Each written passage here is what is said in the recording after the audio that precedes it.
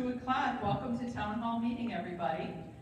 Glad everybody could join us. This is always a very, very special Town Hall where we're able to announce the scholarship for the schooling that all of the residents donate towards. So I'm just going to go ahead and kick it off and over to Sally and Chuck, and they're going to lead the scholarship portion of the meeting today.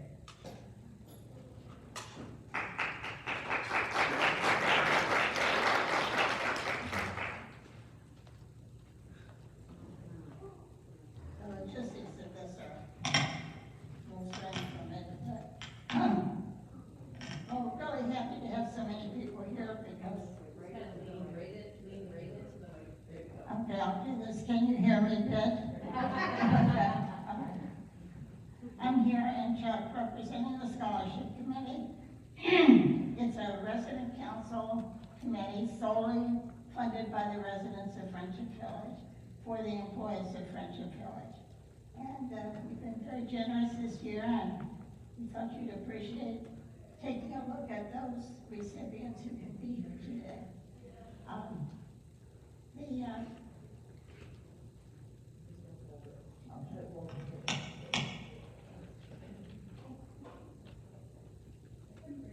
The pictures, there are some who are not able to be here today because of conflicts, and I have brief statements of each of them that I will read. Oh, Chuck, when we get to his. Okay, so let's start with Gabrielle Joseph.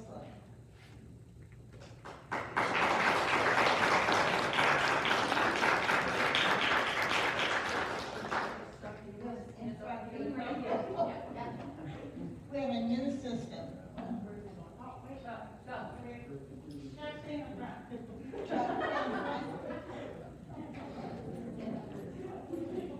This right here in front of You're doing the right thing, right. If you have a few things you want to say. Okay.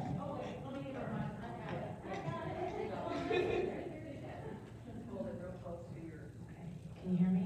Yeah. Okay. Hi. Hi everyone. My name is Gabby Gosland, and I'm a nursing student at KBCC. With this scholarship, I plan on finishing all of my prerequisites and soon after applying to the nursing program, and hopefully I will get in. And I'm thankful for this opportunity. And I would also like to thank all the residents for the overwhelming amount of support that I've been given. Thank you very much.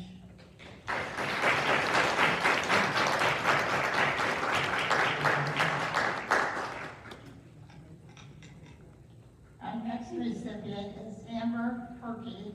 Amber is not here today, so I'm reading a few comments from her. Amber says, "Thank you from the bottom of my heart for the scholarship. This will help me move forward in my goal of becoming a registered nurse. I will finish this degree in 2023 and continue on to obtain my master's in nursing. Again, thank you to all who donated towards the scholarship." And there should be a picture of them.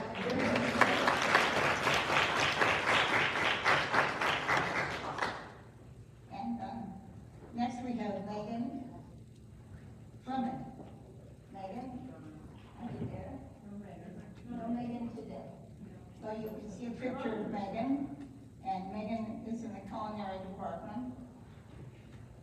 And I don't remember exactly what she was planning to major in because we thought she was going to be here. But you know, things happen. Okay, our next one, again, who is, I seem to have all the, won't be here, there are plenty of people here. So. Tristan Harris, again from Woodside, is not going to be here today, but she has written some comments. Sorry for my voice. Hello, my name is Tristan. I wish I was that young. And I've been working at Friendship Village since 2013. I'd first like to thank all the residents for providing such an awesome scholarship opportunity. Your generosity allows students, like myself, to go to school debt-free. Thank you to everyone that contributed to the Employee Scholarship Fund. I am honored to be a part of such a great community of residents. I plan on attending KBCC or KCC in the fall to complete my nursing degree. I appreciate each and every one of you. Thank you again.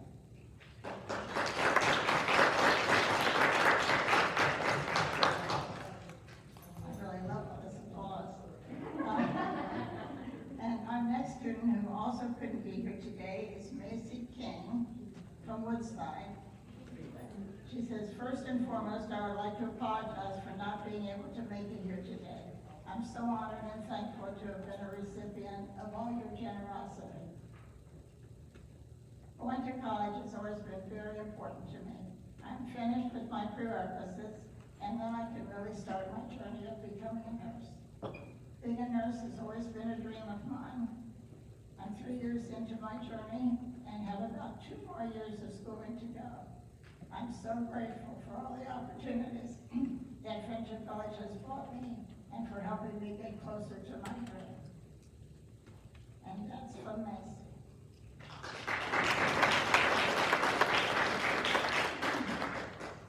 And our next recipient is Stephen Kusterman.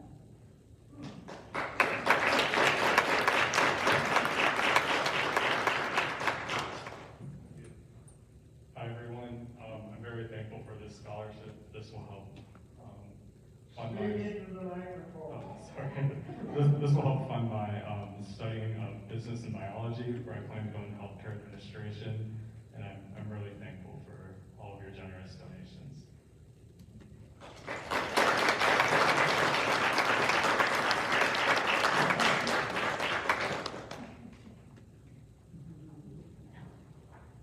And the last one that I will be reading, who was here last year, and this is her second year of receiving a scholarship. And I think it's important to know that we're providing some continuity for students. That it's not a one and done thing necessarily. They're starting and going on through with their programs. So all it says, it is with my heartfelt joy and happiness to be one of the FVK scholarship recipients. I sincerely give a big thanks to all the residents for bringing joy to those who serve them in this mighty way. I really appreciate all that you do to keep the spirit moving. With my award, I plan on using it to pay part of my tuition this fall. Once again, I thank you.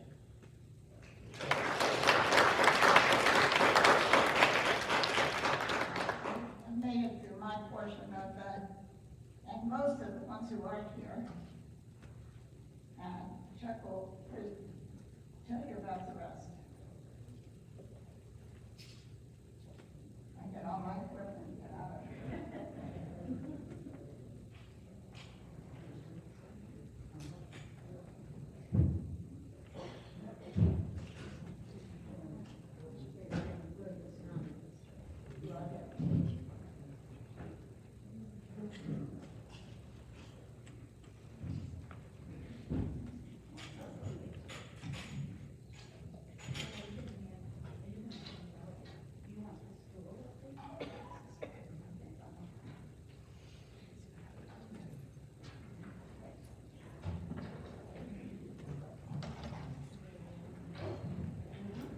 I'll try to remember to almost swallow this thing as we proceed.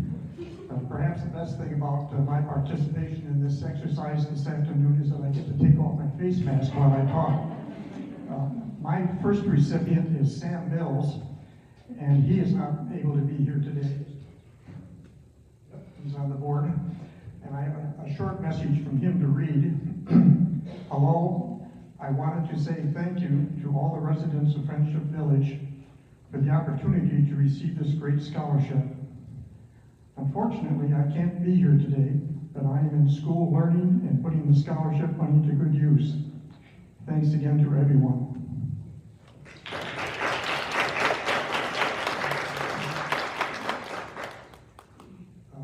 I don't know if Jamie Price is here or not. Apparently not.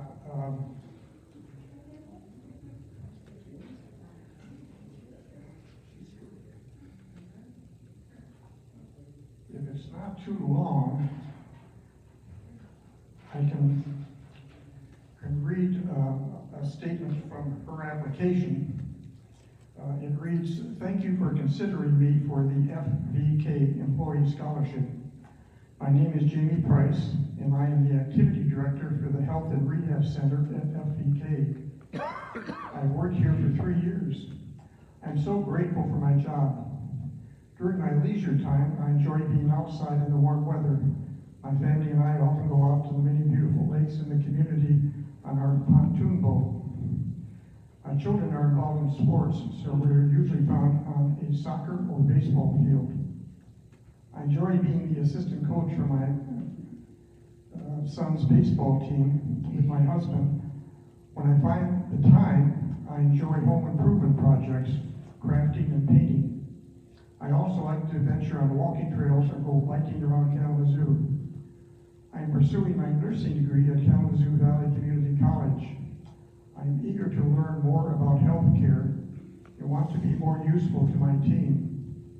This is my second attempt at the nursing program at KVCC. I hope to make it into the program this fall. I'm unsure at this time what setting I want to work in. There are so many opportunities. Thank you for your time and hope to hear from you soon. Jamie Price.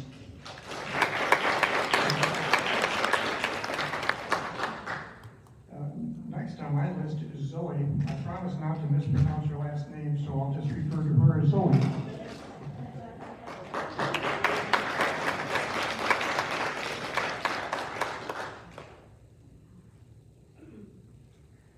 Hi everyone, I'm Zoe. I just wanted to say thank you for considering me for this opportunity. I'll be using the scholarship money to fund my school. I'll be a junior at Western Michigan studying social work with a minor in communication. And I just want to say thank you again.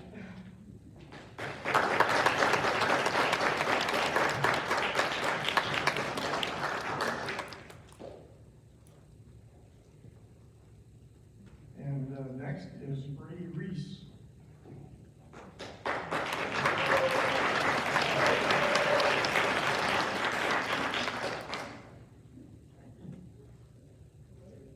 All right, hello. For those who don't know me, my name is Brady Reese. I'm a server here in the main dining room, and I'm in my last year studying aviation at Western Michigan University. Ever since I was around 12, aviation has grown from a small hobby of mine to a massive passion in my completely world now. So I'd like to thank each and every one of you for helping me reach that goal of becoming a pilot and more, me reaching my dream. So thank you again. I really appreciate it.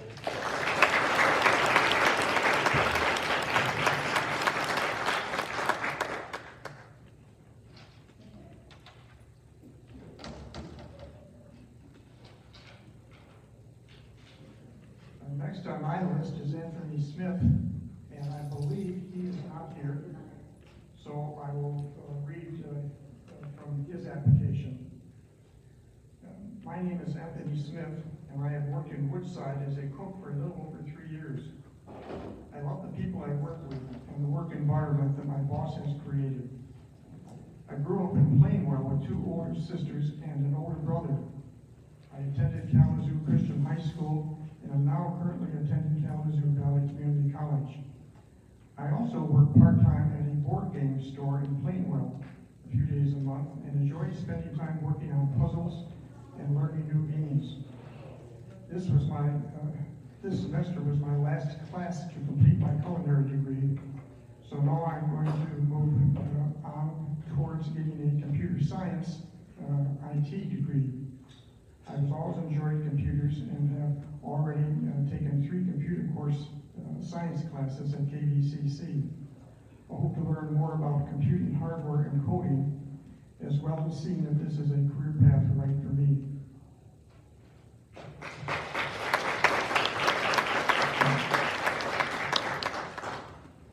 Next is Courtney Tolfried.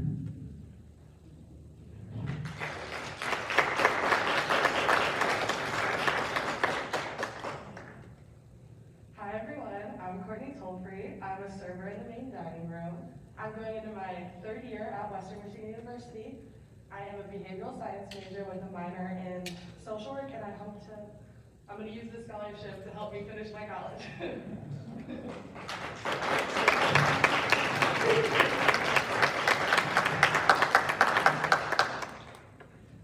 And last but certainly not least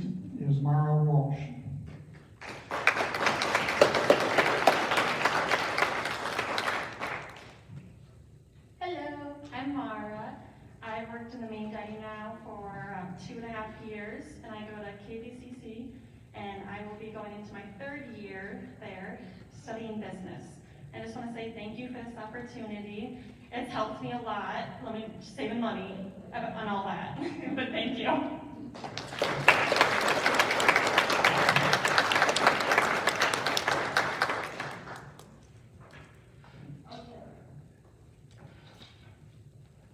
Thanks for coming. I think you can tell from the fact that we have a few who aren't here, and I know they're very appreciative, but also very busy. So I think we'll have a lot of success with the students that you helped finishing their program. Thanks again for your support, and hopefully you'll feel it's worth continuing.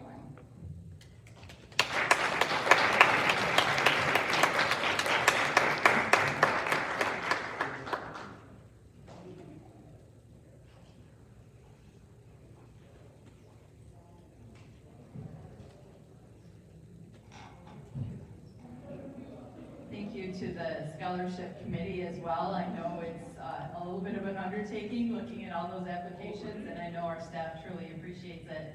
I was really excited to see a lot of the healthcare and nursing focus up there, because we are definitely in need of nursing, which I'm sure Lisa and Kathy and Megan and Ashley will all applaud to. So again, thank you for your generosity. It's truly appreciated.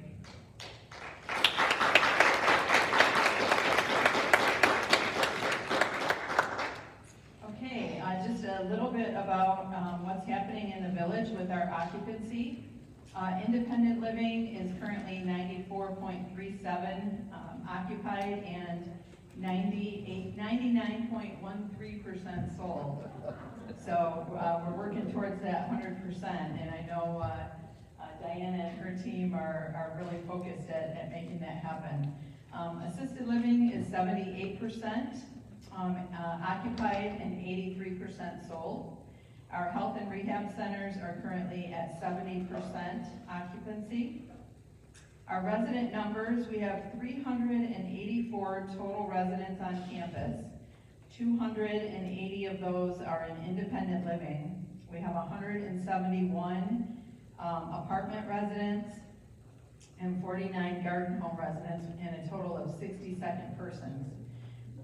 And then we have 64 in assisted living and 40 in our rehab. So as I've been talking about for several months, our occupancy in rehab, and since we've reopened our, in assisted living, but since we've reopened our rehab, we're definitely seeing a lot of movement in there as well. So, excuse me, that's really great to see. Our employee full-time equivalence is currently 195 to, excuse me, a budget of 237. We do have currently 37 open positions.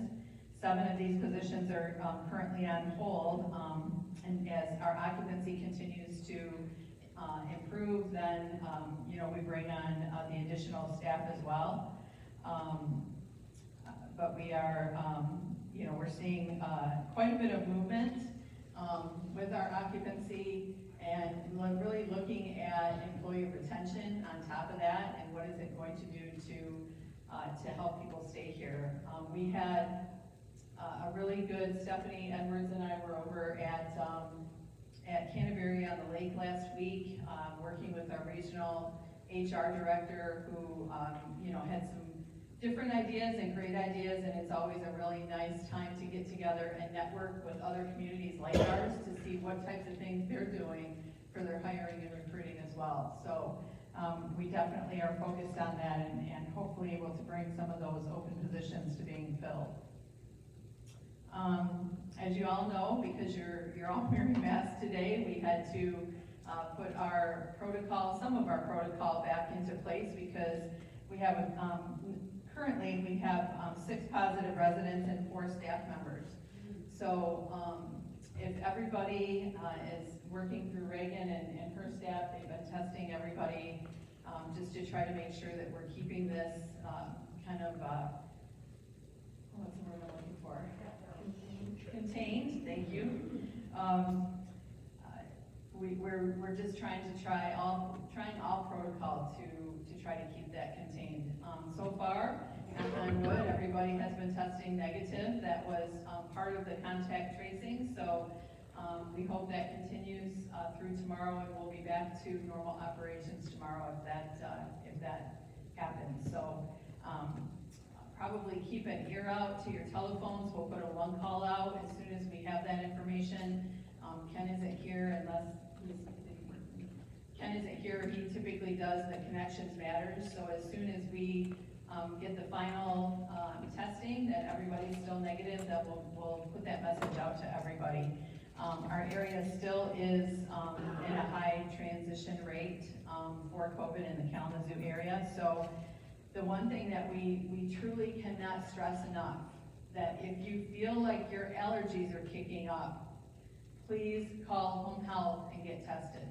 A lot of the times people think, oh, it's just my allergies, and they're walking around without a mask, and it truly isn't allergies, they may be positive.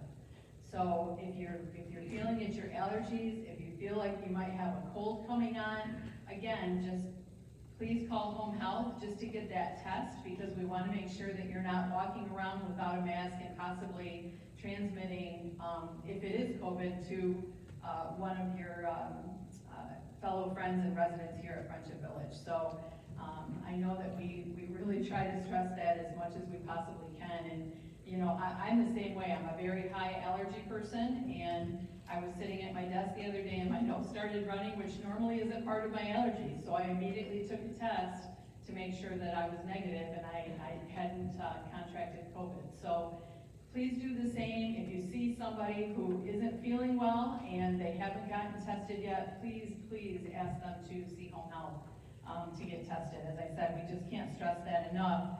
I know you all don't want to have to go back to wearing masks. We don't want you to have to go back to wearing masks, and we want to continue with the dining room as well. So we really appreciate your cooperation with that. We don't have any updates to our master plan. We're really kind of playing touch and go with everybody who's included in the master plan and their schedules. Summer is a very busy time for everybody, so we're just trying to get a meeting set so that we can review kind of the preliminary master plan for at least step one. And then we continue to work on our budget. We're looking at those staff members that did not get a wage adjustment based on the last increase that we did in 2021 and 22. We're making sure that the rest of the staff is looked at and that we've made them whole. One of the things that we told the staff, or the message that we gave the staff last year when we did those increases, was that we were bringing everybody up that was, you know, below $15 an hour. We were bringing everybody up to at least that. And that's the only thing that we could really look at with the amount of money that actually came to. So we told the staff that next year we'll take a look to see where are your jobs in comparison to other communities like ours. We can't compare ourselves to the hospitals. We're not a hospital, we just can't afford that. So we have to look at like positions that we have here, and we're doing that as we go through the budget and looking at every single staff member to see, are they within what we call our wage matrix, which is the competitiveness that we get from the other communities through our budgeting process. So, and as we work through that, I'll have a little bit better understanding in terms of what our resident rate increase might be. And then as always, I always never have a fun time coming and sharing the budget information for the budget meeting, but know that will continue to happen just like it normally does. And I'll go through all of the information and what actually comprises the budget and kind of how wages actually impact any type of an increase that might come along. So we'll keep you all posted on that meeting that happens in the end of July. So I think it's the 26th or 27th, somewhere around in there, we'll have that resident meeting that I typically do. Other than that, I'm going to pass it along to the directors. In the interest of time, how about if we start with you, Diana?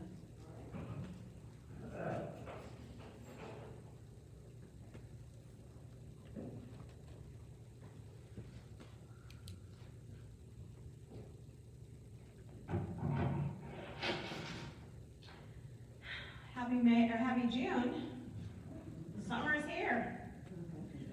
So as Betsy mentioned, we actually only have one apartment available to sell. So hopefully we've got one on hold and one open, and so we are trying to get to that 100% mark. We're working hard to do that. Last month we had 3 new residents moving into the community. So one on the 2nd floor, one on the 1st floor, and one on the 3rd floor. Mary Munda moved in on May 20th. So a little bit about Mary. Is Mary here? I don't see her. Excuse me. She was born and raised in Chicago's West Side in Austin, Illinois. She's a mother of 3, former bridge player, and loves to read. Also, she moved to Friendship Village from Scottsdale, Arizona, so she came across the country to be with us and her son. That might have been kind of important for her. And then we had Juanita Fenderbosch. She is here today. Thanks for coming. Welcome aboard. She was born and raised in Benton Harbor, Michigan, and she had a long career as a legal secretary. And she loves to do cross-stitch on her iPad. All right, I have to ask her about that when you see her. That is interesting. She moved on May 20th as well. And we also had Doug and Flo Frender. I mentioned that they did move in before our last meeting, but we didn't introduce them. So Flo is here today. So, welcome.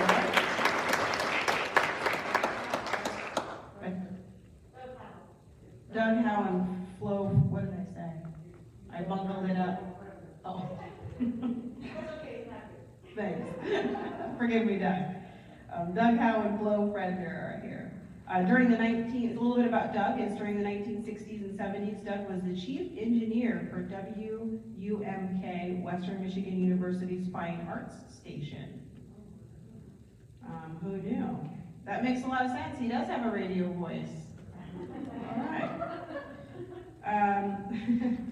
He made many recordings of performances by the area's classical musicians. And Doug is a rail fan. He is interested in all things related to the railway industry, and he and Flo have enjoyed a lot of Amtrak trips.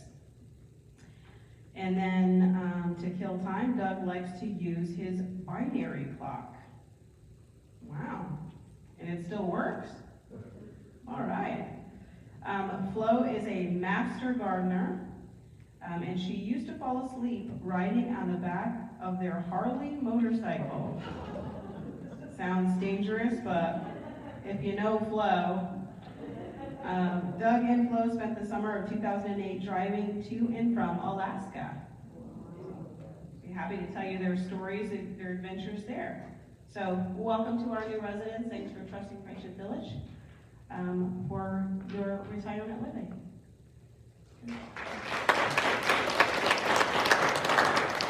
All right. And as everybody knows, referrals are always important for us, so we thank you for continuing to give us those names of your friends and family that might find Friendship Village a good fit for them. So we appreciate that. Ooh, I did have that last. Thank you. So good point. So right now, kind of giving you the state of where we're at in the marketing department for independent living, we actually have a wait list. We're working on a wait list for 1-bedrooms right now, and that's kind of in the works. So we're looking at maybe 6 months to a year once these final apartments are sold. So, and then any 2-bedroom apartments are 3 to 7 years, depending on, you heard that right, 3 to 7 years, depending on the kind of how specific a person wants to be.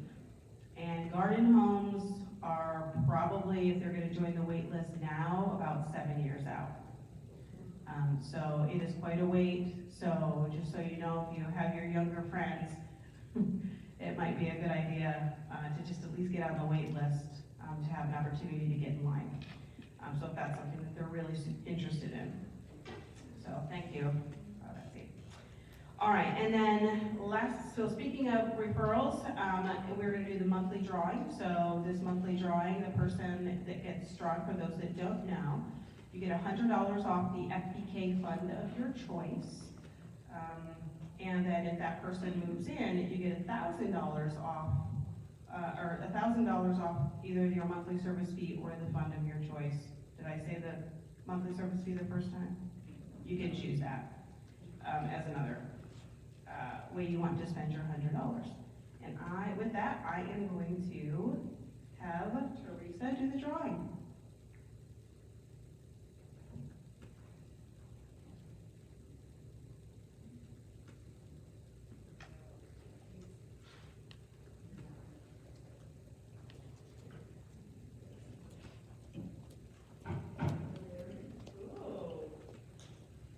This month's winner are Mr. and Mrs. Sholari. Congratulations. Are you here? There they are.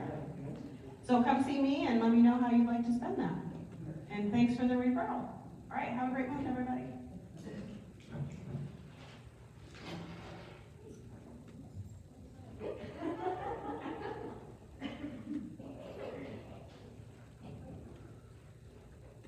Was really trying to cut in front of me on this one. She knows how much I love public speaking. I'm Reagan. I'm the Director of Resident Services here. Wanted to go over, I think last week everyone got a notice in their mailbox about reviewing your wishes that you have in place in the event of a medical emergency. So just to go over that a little bit before that, clinic, in the event of a medical emergency, every resident has one of these filled out, which indicates if you do or do not want CPR, and if you do or do not want to be transferred to the hospital. So how that process works is in the event that someone was found in need of emergency medical attention, we would review this form. There is a copy in every resident's apartment above their refrigerators. So we would review this form and act accordingly. In the garden homes, we bring a copy of everyone's form with us whenever responding to an emergency, so we have that information accessible. One other thing that we will offer when you come to the clinic to review your wishes is we do have, they're a silicone bracelet that are a do not resuscitate bracelet. If you are interested in having one of those and wearing one while you're here in the village to just let your wishes be known more quickly in the event of an emergency. Any questions on that? If you can't make that clinic, you can contact the home health office. They have a copy of all of your wishes there, and you can make changes if you desire to do that. One other thing, I don't know if it's been mentioned yet, if you are experiencing any symptoms, even if you think it's a cold or allergies, please contact the home health office. We'd be happy to do a test on you. And then lastly, tomorrow out in the courtyard, the cafe courtyard, we are doing a hot dog cookout for the Alzheimer's Association. So if you're interested in coming out and getting a fresh grilled hot dog, please stop out and see us. All of the proceeds go to a really great cause that we're excited to support. Any questions for me? Perfect, thank you.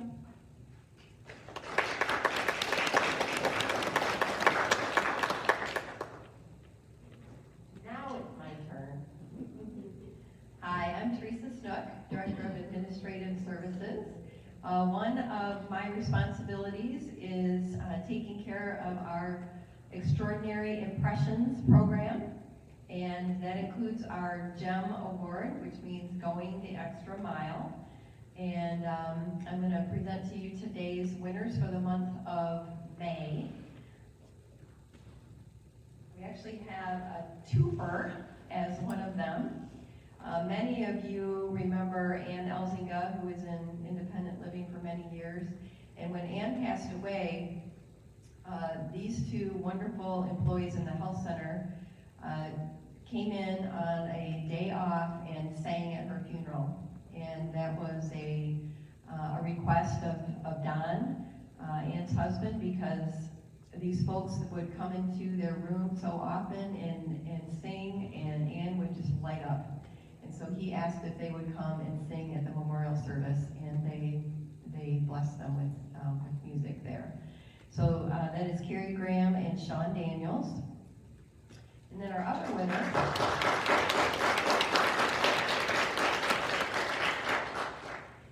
winner is April Driscoll. And some of you may remember April from being a cook in Independent Living, and she's now over at Woodside.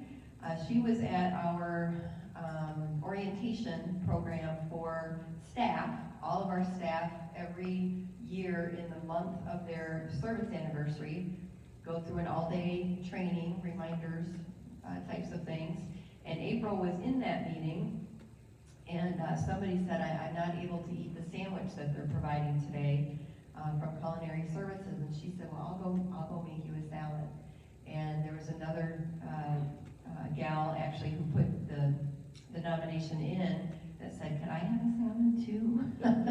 So April went back to Woodside where she works and made a couple of salads special for staff. And that's really a wonderful way for our staff to serve one another, for them to feel like part of the team. And so we really felt like that was a great gem experience as well. So those are our two winners for May.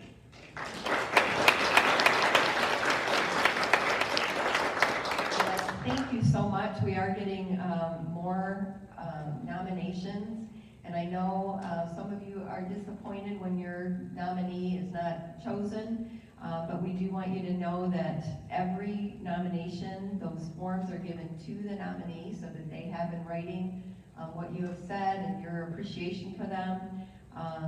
And we can't choose everybody, so we're just trying to show the love. We try to do what we call a front of house and a heart of house winner. So some folks that may be in the background and don't get seen as often, we want to make sure that they're represented as well in this award. One last thing, the Life Care Services communities are having a competition in regard to extraordinary impressions, and they're asking for the different communities to put in an application to win prizes for their teams in different categories, and they all have to do with making a good first impression, how we treat staff, how we service residents, how we service families. So if you have any input that you think there's something that we do that's extraordinary, if you will let me know or bring that to Laura at the front desk, and I'm going to be putting together, working this week on nominations for those different segments of the competition. So love to have your input if you have any. Any questions for me? Thanks.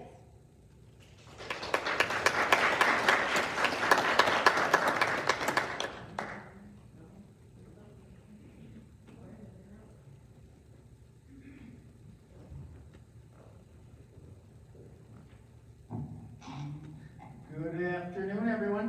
If you don't know me, I'm Brandon. I'm the director of Good News and Bad News.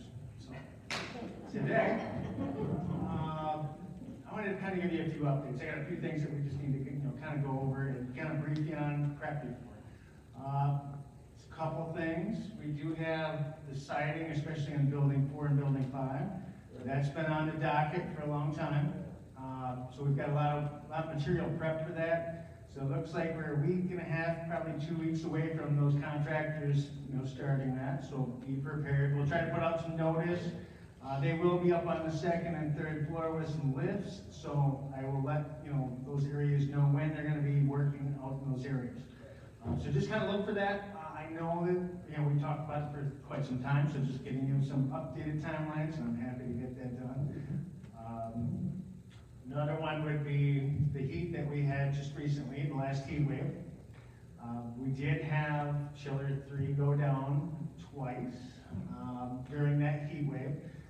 So we, just so everybody knows, when you get over those 97, 98 degree temperatures, it really taxes the equipment. It's really not designed for that. So we did have a couple mechanical failures on top of those things really struggling. So the rest of it seemed okay. I know at Woodside we had some issues transferring some of that stuff over. Ryan with some kitchen. The kitchen was hot down there due to the power outage that we had. It needed a reset done. So a lot of different things that went into play there. But yeah, we had a piece of equipment go down 2 separate times. So that was very, very struggling on all of us. We're trying to get it up and running. Even I was out doing service calls in the garden home. So we were all on deck for that one. I think we're going to be fine. I know that tomorrow is probably one of those days where it's going to be up in the 97-ish range. So be prepared. Stay hydrated. But I think we'll be okay. I think the rest of the week, goes down from there, so it should be fine. I did want to talk about the other major project that we tried to get done last year was repaving Ring Road all the way around. That's one that, of course, is going to require another, set of extensive communications. They're looking at doing that project late July, early August. So probably 3 to 4 days to break the areas up. So we need to keep able to drive and move through, get equipment, get food, all the way through the campus. So we'll be communicating what's going to be down and what day. So look for that. That'll be coming out as well. So I'm just kind of prepping you for that one. We'll have more talks about it. And then the other big one I had was we did hire a new maintenance supervisor. So that was nice. So thank goodness. Yeah, I'm happy about that. He's got a lot of experience. I'm glad to have him. He's doing real well. He's only been here just about 2 weeks now, so we've really broken him in well. So that was great. And he was all hands on deck. He was up on the roofs. He was helping everybody out. At the same time, he's learning the building. He's learning all of you. He actually helped paint a health center room. So he's been all over the place helping out. What's his name? His name is Rick Butler. He's, like I said, he's got about 30 years experience in supervising buildings like this, so in high rises. So good pickup. I'm happy to have him. At the same time, Ahmad is another one that we've had. Fantastic. This is where Ahmad shines when those hot weather like that. He's been working some long hours, and he is getting this place back on track. So a couple good pickups that we've had recently, and I'm happy to have him. That's all I got for you today. Look for some more. I just have a question. Brandon, what are they doing on the exterior exactly? What? What are they doing on the exterior? They're repaving the purple. Oh, no, exterior. So they're doing if you look outside, you see the wood structures on the side of the building. That's T111 with the trim. And it's just, the bee boards have gotten to it, the birds have gotten to it. So it's been a project that we've been trying to get to for quite some time. So it's just wood on the stucco, and it's that wood that's all rotted out. So it's very unsightly from the road. So it's going to be replaced? Yes, all new. So we have quite a bit of it out in one of the garages, all the trim and all the T111.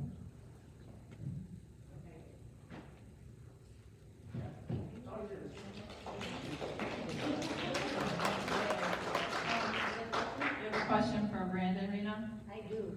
Okay. I wondered about those orange cones on the way out the door.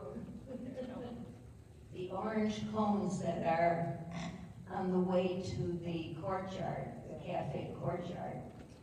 Good call, Rena. Yeah, the orange cones are for safety. It's actually over the winter, the concrete shifted. So that's where Rick came into play again for a good one. We've been searching for contractors for concrete, went through 4 separate contractors, and they were all booked out. So that needs to be either ripped out or lifted to make sure that it's not a trip hazard. So he actually has the guys coming out next week for all that. So he made some phone calls on that one and got somebody out there. So look for that to be completed. It's not just there, there's a few of those cones out there, one over here by the wellness center as well. Thank you. So if you're not sure who Rick is, he will be featured, I believe, in The Villager this next month. And then also, Brandon will be happy to bring him to the next town hall meeting where he can introduce Rick to you. Because I'm sure you'll see his face, he's all around the building, and you'll probably have an opportunity to meet him before then. But just in case, I think Brandon can bring him to the next town hall meeting so that you all can kind of put a name with the face. Any additional questions anybody might have for, okay, Gail has one. Hi, I just wanted to tell you how invasive these scam calls are becoming. My phone rang and I looked at the ID. It was Ascension Borges. So I picked it up, and of course, it was a scam call. And so, you know, don't assume just because the call is somebody that you're affiliated with that it's going to be a real call. And secondly, this wayward Medicare product that you're hearing so much about on TV, which has absolutely nothing to do with Medicare. They send out a form which is just like the form you get for Social Security, where you rip the tabs off, and it looks like it's Social Security, but it is not. And that's a scam issue also. That's it. Thank you. There's quite a few out there, and you just have to be very, very careful, especially if you're getting email. Look at the actual website that it's coming from, or the email site that it's coming from, because typically it would, instead of saying like .com, it might say .c4om. You know, so if it's not a real website, make sure not to open it if you're on your computers. That happens quite a bit, that those are being transferred along, and they're hoping that you're going to open the attachment, and that way that they can get into your computer. So definitely look to make sure that it's an accurate website address. Thanks, Gail. Anybody have, yeah? I was going to say, any other questions also for the directors, or are you going to do your? No, go ahead. No, you're fine. Go ahead. Question, probably more for you. Sandy Reagan. My place.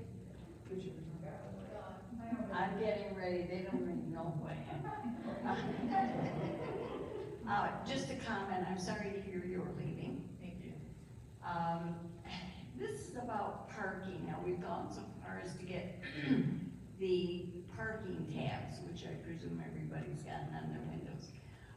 BJ, in a couple of weeks, maybe 3 weeks' time, coming back from church on Sunday, had to park in the visitor's lot. And she has a handicap license plate, so that's been a bit of a stretch for her. I'm wondering about the parking and the horseshoe. Is that supposed to be primarily for residents? The spots that actually have resident parking are primarily for residents, but we also have visitors that come in to visit the health center residents. Yeah. And I know that that's the main door that they go into, so I think some visitors may be parking there. But as residents had given up their parking spots, we made those just general resident parking. So if it's a resident parking spot that's designated as such, which typically has a sign there that says resident parking, they should have a resident sticker on their car. Right. But what I'm wondering, if that horseshoe should be restricted to residents, in terms of numbers. When it fills up on Sunday afternoon and people are not in visiting, using the visitor's lot, then residents aren't necessarily able to park in the resident's lot. Are you seeing cars that are non-residents in resident parking? Well, if residents, no, I'm wondering about the whole horseshoe. If there's nothing left for residents when she comes back, and she parks in the visitors lot, then people who are visiting are using, I'm presuming, some of the residents' spots in the horseshoe. Okay, they should not be. They should be using a guest spot that isn't designated for a resident. We do sometimes have residents that spouses come to visit, and they are typically the same age or you know, in the same situation as some of our residents are. So I hate to say there's absolutely no visitor parking up by the health center just because they'd have a difficult time walking up as well. Are all the handicap parking spots filled? Usually, yeah. Yeah, and they're handicapped cars? I mean, there's actually a handicap sticker or license plate or a tag hanging from it. We'll have to monitor that. There's only a couple of them up there, and they usually are house center visitors, so we can look at expanding. You want to speak to this in terms of, you know, We'll have to do some research on it. We just get, let's have, try to get more. more resident, more handicap spots? Okay. Brandon, is that? And maybe that's the answer, is more handicapped spots, because while she's a resident and can park in any of the resident spots when they're all taken, and there are only 2 or 3 handicap spots, right. even with her plate, there's just no room, so. Right. That's a bit of a height for somebody who's restricted in their capabilities. And I would say also, especially on the weekends, when our vans aren't here taking people, you know, that the spots that say they're for FVK vehicles is probably something that you can feel free to go ahead and park in on the weekends as well. So those were all taken by cars? Everything was. Okay. The only thing open was the gym. Okay. We're gonna need to monitor and see, sometimes we have found that staff tends to park in that front horseshoe. And now that everybody has stickers, we'll be able to determine who those people are that are parking there. So, Brandon said that he'll investigate that later, and not later, but as soon as we're finished, and just start looking at the weekends and who's actually parking in those areas. We've got cameras too that, we can look and see who's actually parking in those areas, so we should be able to do that. How do we get stickers? You don't have a sticker for your cars, so how are new move-ins, getting their car stickers? Through Madeline? Usually marketing sends that through, yeah. So that's probably something that fell through the crack because we got the stickers, but Madeline probably never got the information that she needed to get them a sticker when they move in. So, yeah, so good opportunity for us to make that correction and go back and look at all of our new move-ins and see who might need a sticker. So, yeah, thank you. They were right in between too, when we were already working on their apartment before we did the transition to stickers. That's probably what fell through. But it sounds like none of our new move-ins are getting stickers. No. So we'll have to. Thank you for letting us know that. We'll get that corrected. Thank you. Nancy, do you have some stuff to share?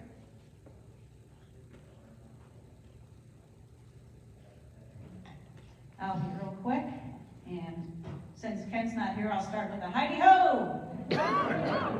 That's my Ken.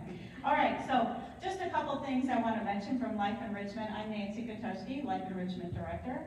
And one of the things that's been new in Life Enrichment to help with contact tracing is that when our staff is not here in the evenings or weekend, for some of the weekend events, you'll see a sign outside the Kiva door that says, please sign in so that we can have an attendance for things like movies and maybe performers that are here on the weekends. We really ask that you sign that. That way if there is someone who comes up positive who attended the event, we don't have to do these one calls to the whole community. We can just kind of contact the people who may have been in the room, and that would help us a lot. On that same note, everybody stay healthy this week and nobody else get COVID, because we have a couple of events coming up that require us not to have masks on. And one of those is this Thursday, the Kitchen Band Summer Concert will be held in the Kiva at 2 o'clock on Thursday.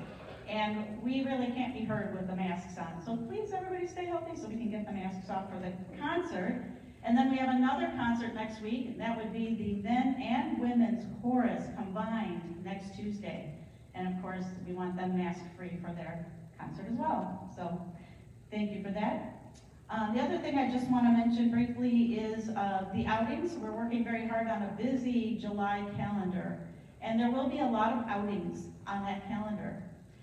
Devin is getting posters ready for that, to kind of show you what the outings are. Some of you are really adept at care merge, and you go in and sign up for everything, and other people say, well, I haven't seen the notice yet, I don't have my calendar. So we will be posting the posters for the outings coming up in July on Care Merge and also on the bulletin boards very soon, in the next couple of days. So some of those outings will include the trip some of you know of, it's already full, to the Van Gogh exhibit in Grand Rapids. A couple of the Kalamazoo Symphony concerts on the lawn, one in Bronson Park and one at the Gilmore. The Barn Theater, if you want to get tickets, we have on the schedule 7 Brides for 7 Brothers at the Barn and some others coming up this summer. The Farmer's Alley Show, you'd never believe it. We have a trip to Woodland Mall on the outings list. The Kalamazoo Growlers baseball game, we had set out a notice a while ago about that, but we can still get more tickets. So if you're interested, I think it's July 26th on a Tuesday afternoon, attending a baseball game, the Kalamazoo Growlers. And it's got a deal where it's $10, you get into the ballpark, you get lunch, you get a drink, it's a nice deal. Of course, we always have our breakfast, lunch, and dinner outings. The men's breakfast hasn't been really popular. I had to cancel last month, so hey men, if you want to go out to breakfast, men's breakfast. And we're also going to be doing a Drake House tour. A lot of us haven't had a chance to see the Drake House since they've done all this work over the last couple of years just up the road, so I've arranged for a tour. So that and a lot of great stuff coming up. Performers are coming up. Henrik Karpatian, everybody loves, who plays violin, will be here with the Dave Sharp Jazz Trio, and they're just exceptional musicians coming up. And Jean Watson, Mark Roberts' wife Jean, who we love to hear sing and play, will be here in July as well. So lots coming up. Make sure you check out your calendar, check out Care Merge. You can see it all in there now if you want to get a head start. And we do have refreshments outside for after the meeting. So thank you and have a great day.